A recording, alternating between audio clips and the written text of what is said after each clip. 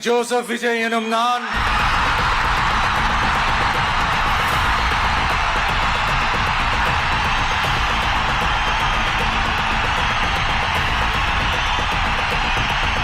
சட்டப்படி அமைக்கப்பெற்ற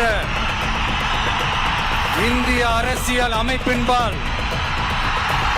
உண்மையான நம்பிக்கையும் மாறா பற்றும் கொண்டிருப்பேன் என்றும் இந்திய நாட்டின்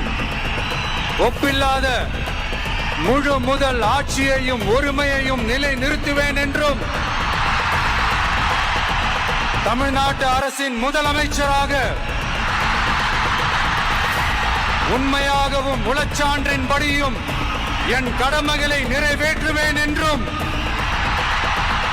அரசியல் அமைப்பிற்கும் சட்டத்திற்கும் இணங்க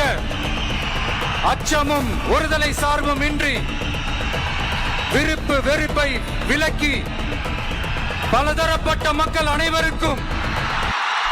நேர்மையானதை செய்வேன் என்றும்